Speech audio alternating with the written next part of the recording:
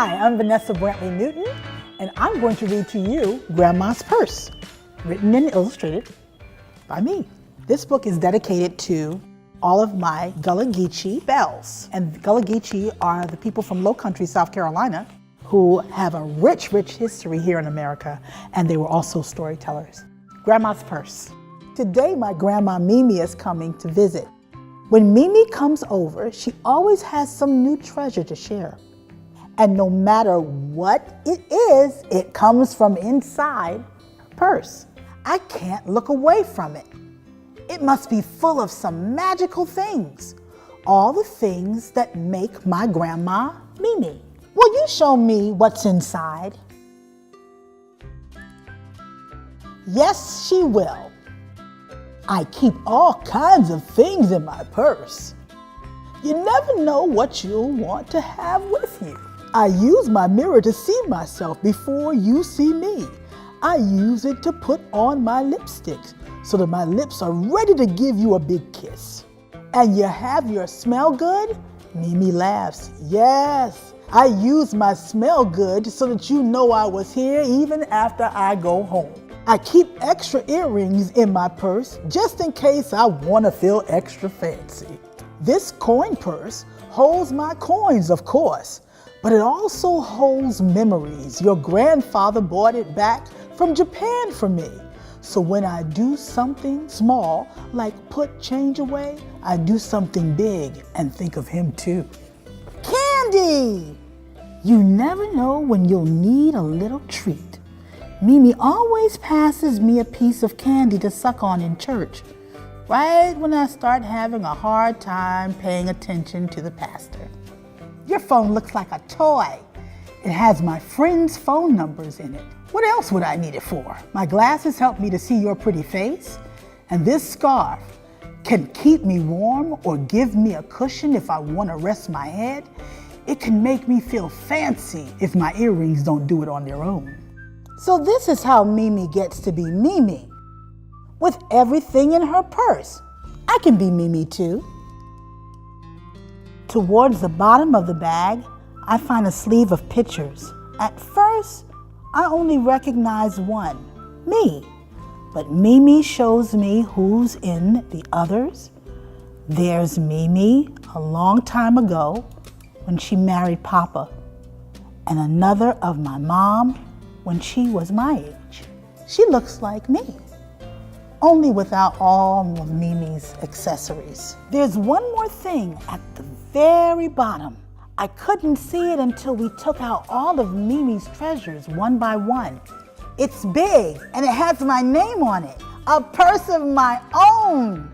And I know what will go in first. The end.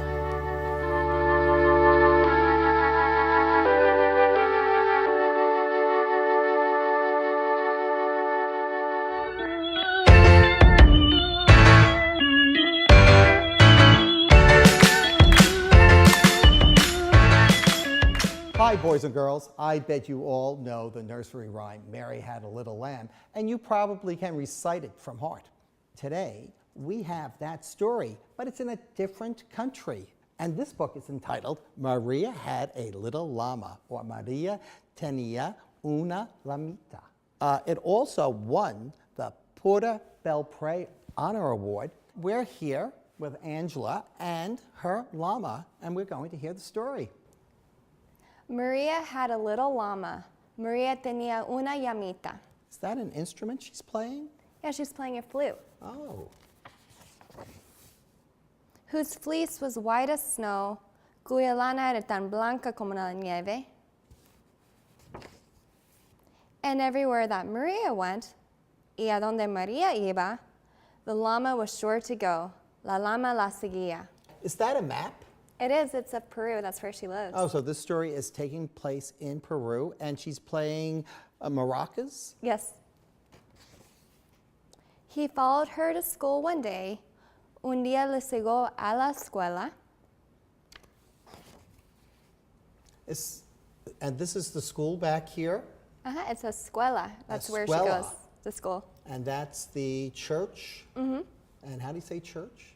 Iglesia. Iglesia. That was against the rules. Eso iba contra las reglas. Now, is she wearing a hat that they wear in Peru? It is, it's knitted hat that they wear. And it has a tassel? Yeah, she's just kind of hiding behind it. It made the children laugh and play to see a llama at school. Los niños rieron y jugaron a ver una llama en la escuela. The teacher had to send them out. La maestra tuvo que mandarla fuera. And the hat that teacher's wearing, is that what teachers wear in Peru? Or do women wear that type of hat? Some women wear these hats. It's a different type of hat. But still he lingered near and waited patiently about, pero ella se quedó cerca, esperando pacientemente for Maria to appear. A que apareciera Maria. And they have people shopping in an outdoor market, I guess. Yeah. They have melons and potatoes. Yeah, potatoes and melons. It's a little like Peruvian market. Why does the llama love Maria so? The eager children cried. Maria loves the llama, you know, the teacher did reply. ¿Por qué la llama quiere tanto a Maria? Preguntaron ansiosamente los niños. Porque Maria quiere mucho a la llama, la maestra respondió. The end. Fin. Oh, and there's a band here, and they all have different instruments. This one, it looks very unusual. That's the guitar they play in Peru. Well, we learned a lot about Peru by just looking at the pictures. Thank you. You're very welcome.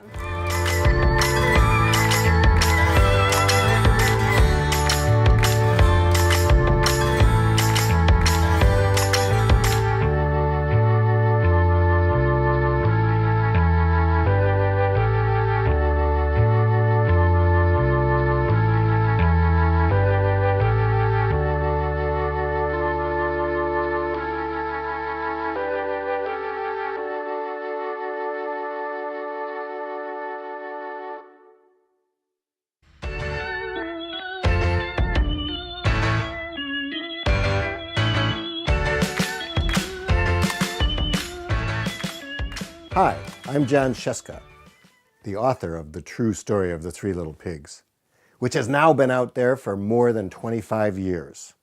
I think it's officially 26 now. Or, as a third grader once told me, it was printed way back in the 1900s. The True Story of the Three Little Pigs by A. Wolfe, as told to me, John Sheska, illustrations by Lane Smith. Everybody knows the story of the Three Little Pigs, or at least they think they do, but I'll let you in on a little secret. Nobody knows the real story because nobody has ever heard my side of the story. I'm the wolf, Alexander T. Wolfe. You can call me Al. I don't know how this whole big bad wolf thing got started, but it's all wrong. Maybe it's because of our diet. Hey, it's not my fault that wolves eat cute little animals like bunnies and sheep and pigs. That's just the way we are. If cheeseburgers were cute, folks would probably think you were big and bad too. But like I was saying, this whole big bad wolf thing is all wrong. The real story is about a sneeze and a cup of sugar. This is the real story. Way back in Once Upon a Time, I was making a birthday cake for my dear old granny. I had a terrible sneezing cold. I ran out of sugar. So I walked down the street to ask my neighbor for a cup of sugar. Now, this neighbor was a pig, and he wasn't too bright either. He had built his whole house out of straw. Can you believe it? I mean, who builds their house out of straw? So, of course, the minute I knocked on the straw house, it fell right in. I didn't want to just walk into somebody else's house, so I called, little pig, are you in?" No answer. I was just about to go home without that cup of sugar for my dear old granny's birthday cake. And that's when my nose started to itch. I felt a sneeze coming on. Well, I huffed, and I snuffed, and I sneezed a great sneeze. And you know what? That whole darn straw house fell down. And right in the middle of that pile of straw was the first little pig, dead as a doornail. He'd been home the whole time. It seemed like a shame to leave a perfectly good ham dinner lying there in the straw, so I ate it up. Think of it as a big cheeseburger just lying there. Well, I was feeling a little better, but I still didn't have my cup of sugar, so I went to the next neighbor's house. Now, this neighbor was the first little pig's brother, and he was a little smarter, but not much. He built his house out of sticks. I rang the bell on the stick house.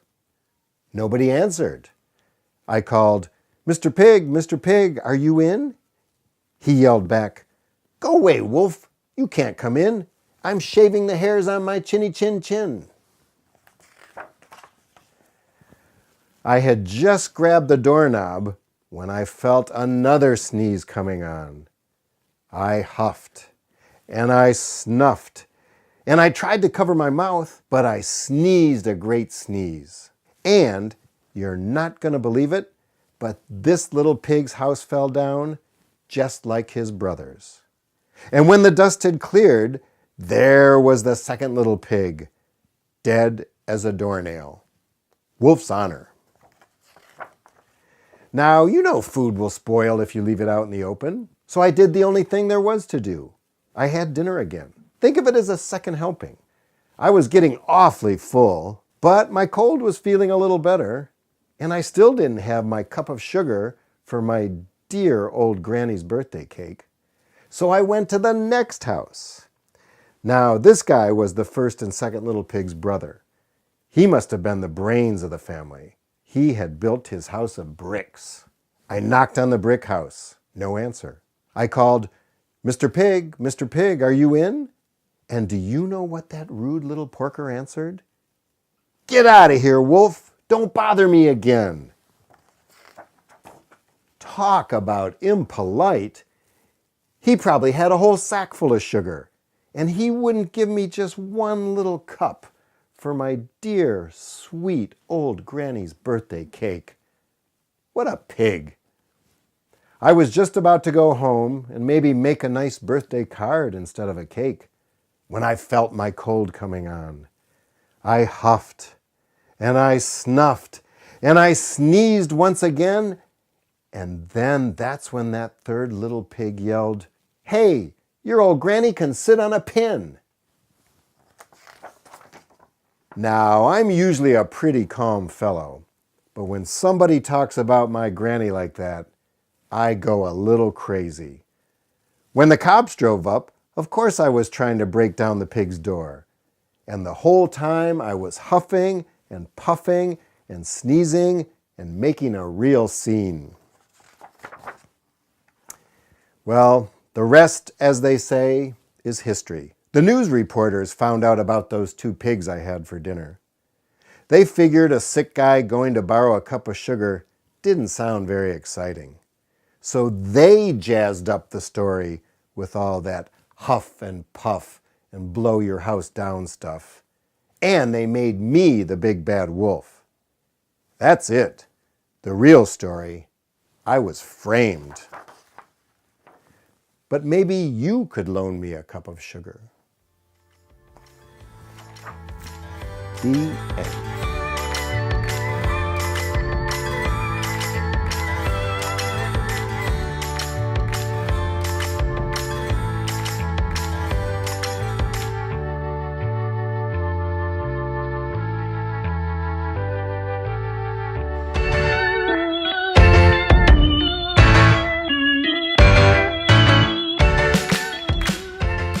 Hi, my name is Robin Newman, and I am the author of No Peacocks. This book was inspired by 3 real-life peacocks. Their names are Phil, Jim, and Harry. And when my son attended the cathedral school, one teacher announced one day, "Did anyone leave a stroller on the porch with a sandwich? Because one of the peacocks just ate it." And as soon as I heard that, I knew I had my story. So I hope you will enjoy No Peacocks. In the heart of New York City, on the Upper West Side of Manhattan, is the Cathedral Church of St. John the Divine. And on the cathedral's grounds, there is a school and 3 unusual feathered residents, Phil, Jim, and Harry, peacocks. Every day, the peacock's caretaker feeds them sunflower seeds. Sunflower seeds for breakfast, sunflower seeds for lunch, more for dinner. One day, enough was enough. No squawk, Phil. More honk, Jim. Sunflower seeds, screeched Harry. They decided to check out the restaurants across the street. "No peacocks," cried the server at the pizzeria. "No peacocks," shouted the chef at the Chinese restaurant. "No peacocks," hollered the baker at the pastry shop. Everywhere they went, it was the same story. Each and every time, they were escorted back home. "How?" squawked Phil. "Incredibly," honked Jim. "Rude," screeched Harry. But then they got a whiff of something yummy. They followed that smell across the schoolyard, through the field, and past the garden. It was coming from the school's dining hall. The students were eating ooey gooey, creamy, and delicious mac and cheese. They had to try some. Now, peacocks are not allowed in the school, but this minor inconvenience wasn't going to stop Phil, Jim, and Harry. Every day, they lined up with the students. Again and again, they were told no peacocks. They needed a plan. They studied maps, measured distances, and calculated flight trajectories. Not always successfully. After much trial and error, Mission Mac and Cheese was a go. First, Phil distracted everyone with his fan feathers. Next, Jim grabbed glasses and hats from the schoolyard. Then, Harry borrowed school uniforms from the lost and found. When nobody was looking, they lined up, and they were in. But not where they wanted to be. "Class, please take out your readers," a teacher announced. "Here," said a student, passing the birds a book. They didn't know what to do. "Like this," said a student. "Watch me." The birds tried their best to blend in, but not always successfully. The bell rang in the nick of time. They rushed out of the classroom and made their way to the dining hall. "Each of you take a tray," said a student. "Shh, be quiet." But Phil squawked with excitement. Jim honked with joy. Harry screeched with anticipation. And Chef yelled, "Peacocks!" They knew their goose was cooked. They were escorted back to their coop without even a taste. After school, they spotted a student in the schoolyard. Phil waved her over. Jim checked to make sure the coast was clear. Harry handed her a picture of the mac and cheese. The student looked around and nodded. "I got a connection. I can take care of it, but it'll cost you 3 feathers. Meet me here when the bells ring. Make sure you're not followed." The meeting went as planned. The exchange was made. And guess what? Mac and cheese was for the birds, but not these birds. "This," squawked Phil. "Taste, honk, Jim. Horrible," screeched Harry. Turns out sunflower seeds weren't so bad after all. But from time to time, the peacocks still like trying something new. The end.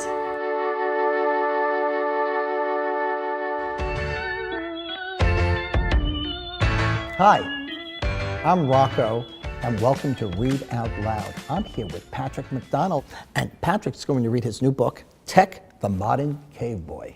And I'm going to do the sound effects. Fantastic. Tech, the Modern Cave Boy.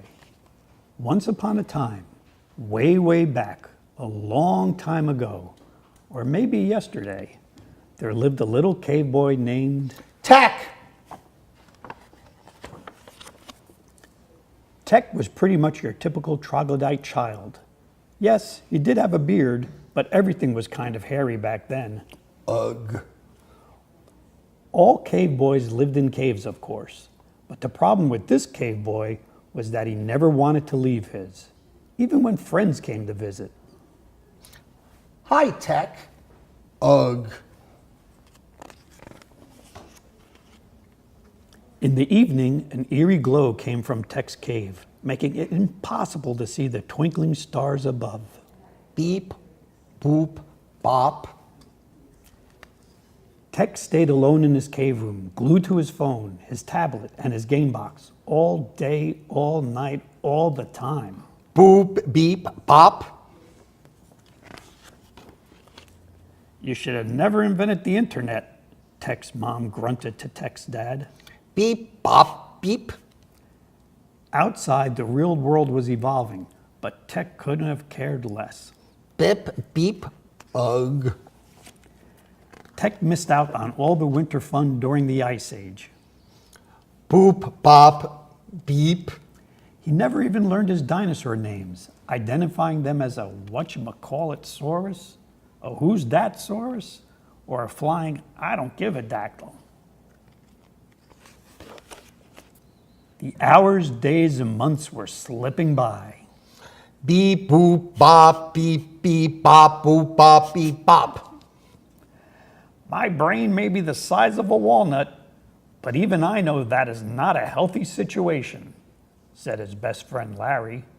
I wish Tech would come out and play. Beep, boop, bop, thump, thump, thump. Sigh. Tech's parents tried everything to pry him away from his gadgets, but Tech wouldn't budge. I need to light a fire under that boy's butt, grumbled Tech's dad. Except I haven't invented fire yet. Ugh, ugh, ugh. Boop, boop, bop. No one could get Tech's attention, not even the tribe's grand poopa and his high muckety-mucks, nor Darla O'Duddy and her dinosaurs for a better tomorrow. All seemed lost until... Beep, boop, bop, ugh. Big Papa, the village volcano, had an idea. He could make fire. He could shake things up big time. So Big Papa... Beep, boop, bop. Popped. Ugh, ugh, ugh. And I see we're running out of battery life up here. The eruption shot Tech and his phone, tablet, and game box out of his cave and into the sky. Tech crashed. He was totally disconnected. Tech awoke, breathing in the sweet fresh air, basking in the warm sun, and tickled by the cool grass. He wondered where he was. He looked around and discovered a dragonfly, a tiger lily, a ginkgo tree, a hairy elephant, the hairy people, an awesome saurus. The big, beautiful world. Sweet! Tech left his gadgets behind and ran to find his good friend Larry. On his way, he kissed his dad and mom. Ugh, groaned his dad. I need to invent shaving cream. Tech hopped onto a wheel, plucked a fresh apple, and whistled to a dodo bird. Low Tech. And surprised his sleeping friend. Beep. Tech and Larry laughed and played all day in that sunny garden.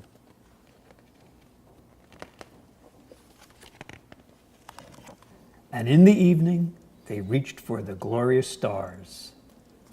And that's the end of Tech, the modern cave boy. A good reason to disconnect. There's always a good reason to disconnect.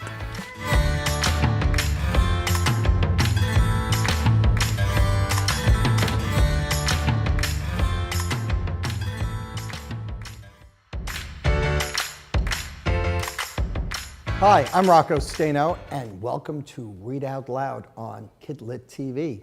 Today we have Jennifer Oxley and Billy Aronson reading your new books. Take it away, guys. Peg plus Cat, The Penguin Problem by Jennifer Oxley That's me. and Billy Aronson. Okay.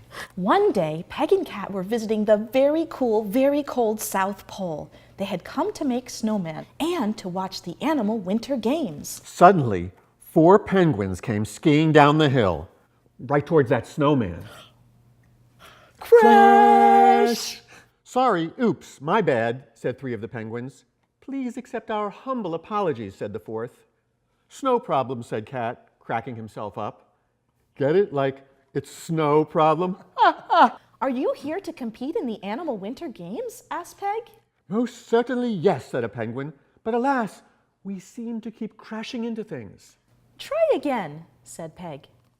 Okay, shouted the penguins. 1, 2, 3, 4. We're the penguins. Watch us soar! With that, they skied off super fast. Crash! Penguins, said Peg, you need help. I'd like to be your coach. You just have to listen up, work hard, and do exactly what I say. The penguins skied at full speed to the first hurdle. Go over, shouted Peg. Oof! The penguins skied to the next hurdle. Go under, shouted Peg. Ouch! The penguins skied toward the flags. Go in between, shouted Peg. Oof! Ouch! What happened? Asked Peg. Well, said a penguin, as it turns out, we don't know what over, under, and in between mean. The other penguins nodded. Not a clue, said one. You'll never win the race if you don't know over, under, and in between. We've got a big problem. Dun, dun, dun. Ow, said Cat, who had slipped and fallen toward some arrows. Great work, Assistant Coach Cat, said Peg. The penguins can follow the arrows. The penguins zoomed down the hill again, this time following the arrows. Over, shouted Peg. The penguins skied over. Under, shouted Peg. The penguins ducked under. In between, shouted Peg. The penguins skied right in between the flags. They did it, yelled Peg. Problem solved. Problem solved. The problem is solved. We solved the problem. Problem solved. But the problem wasn't solved. The penguins were skiing out of control at full speed away from the stadium. We've got a really big problem. Dun, dun, dun. Peg and Cat skied along, shouting, over, under, in between. The penguins skied on and on, up and down the snowy slopes, over, under, and in between things to keep from crashing. They smashed through snow piles, zoomed up a snow ramp and high into the air and did amazing mid-air flips before soaring down to Land, said a penguin.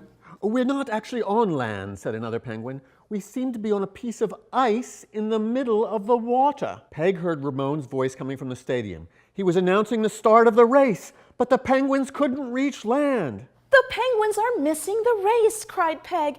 I am totally freaking out.